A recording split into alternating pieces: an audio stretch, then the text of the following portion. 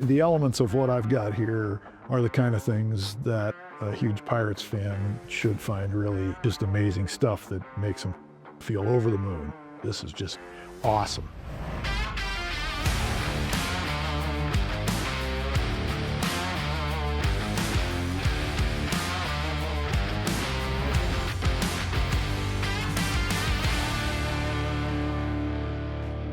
It really turned out pretty beautiful. So I was very impressed with that. The hardest portion of finishing this guitar was right here.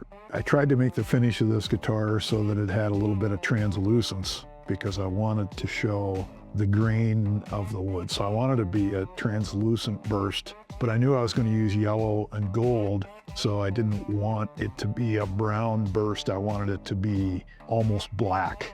I think this area of this guitar was refinished 27 times. I got stains from a couple different companies that said it was the blackest stain they had. When I got it on there, it was brown. So I had to sand it off and try again. I was trying to highlight the fact that the neck is a one-piece neck-through design. So the wood runs from one end to the other. It's a 7-ply laminated neck. And I was trying to also highlight that a little bit by putting a translucent finish here. It would have gone from a charcoal or smoke wood grain translucence to a solid black around the outside. And then I was just going to overlay the stripes and the P over top of wherever they landed on top of that background. And I just couldn't get it to look like I thought it should look, and finally just gave up. Said it's going to be solid black. Were you in the hospital? What's with your wristband? Yeah, I had a retinal detachment, so I've been unable to work on guitars for the past 7 weeks. My vision is just not good enough. It's still blurry, it's still shimmery in this one eye. I explained the eye surgery more in another video for anybody that's curious about that. It was a good time. I really think everybody should try it out at some point. So yeah, yeesh. When did you start this guitar? 2022. No way. Yeah.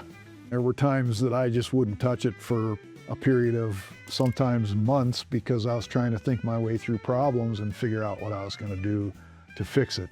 I made a mistake right out of the gate. This guitar is kind of my own technique. It's got some aspects of what would commonly be referred to as a Fender type construction, and other aspects that are more like Gibson. I tried to combine parts of the two, and unfortunately, I failed to take into account the thickness of my custom-made fretboards and routed the neck too deep. And so it instantly became a factory second. It took a long time to figure out how I was going to fix that. There's a video on the site about me actually taking a table saw and cutting the guitar apart because I had routed that one wrong also and had to redo it and basically cut it apart and refinished it and put it back together. So I didn't cut this one apart. I basically filled the truss rod cavity because on this particular one, I was able to get a good fit on the maple that I put in that section to fill it. And so I knew it would make a good, solid, stable guitar, but it's still a factory second. In my opinion, I would never sell a guitar that I did something like that to. When I can't sell a guitar, that's my opportunity to do what I want with it, which is usually a donation, gift, and that's exactly what this guitar becomes. I was talking with one of my nephews about music, and he's a huge Steely Dan fan. He's been to a bunch of concerts. He also loves the Eagles. And I was always thinking about him as I was working through what I was going to do with this guitar. And he is also a huge Pittsburgh Pirates baseball fan. And so I combined a guitar that I would not normally sell because it's a factory second. As long as it was going to be a gift, I can't sell it, he can't sell it, he can give it to a friend if he wants to, but no money can change hands involved in this guitar because I did not get approval from Major League Baseball to do this. What would you say to Major League Baseball right now after putting how many hours into this? Oh, I have in excess of 250 hours in this guitar. I just would hope that they would appreciate it and appreciate the craftsmanship. There are a lot of people that make themed guitars.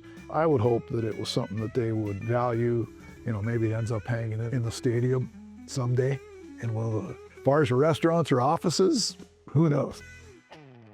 I want to tell you all of the things, all the elements that make this a Pittsburgh Pirates guitar.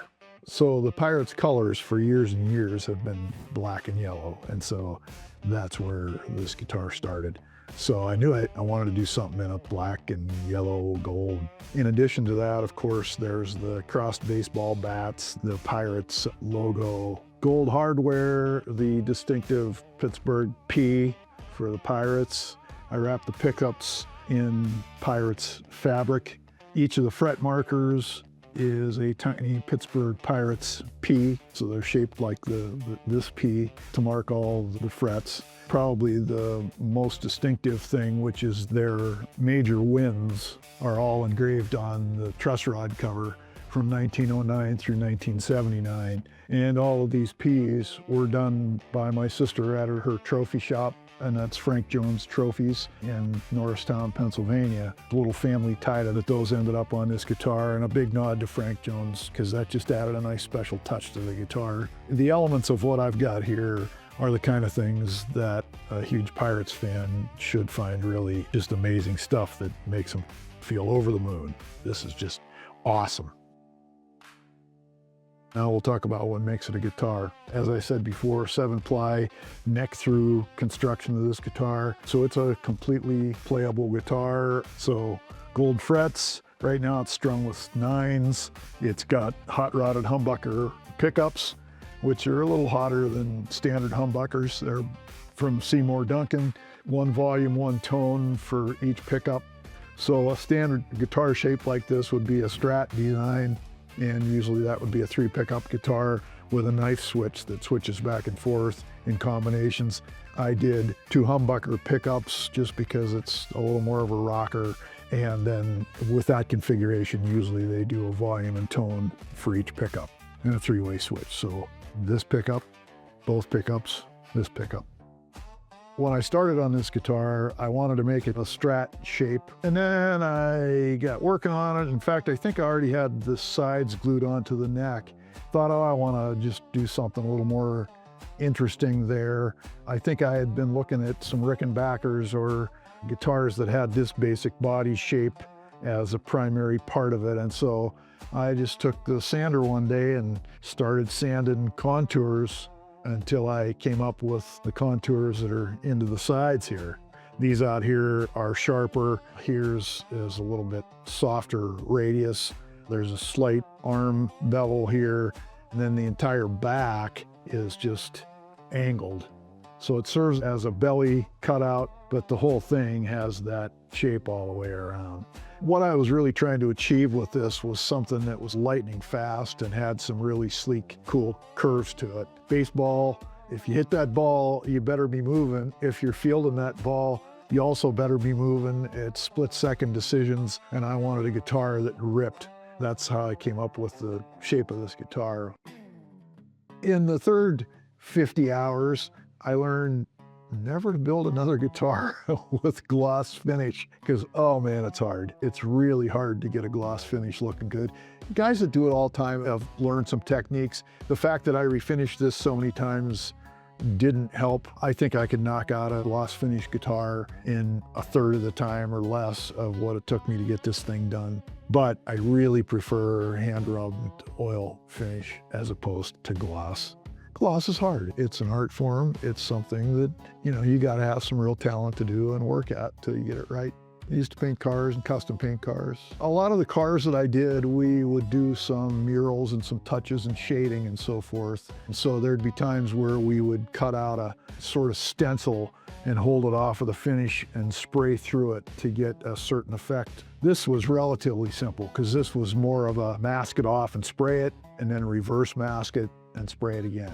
I painted the yellow color and then masked over the yellow color once it cured for a good period of time. I think it cured for 6 or 8 weeks. And then I masked over the yellow and painted the black. Otherwise, you get these layers over top of each other because you put on a lot of paint.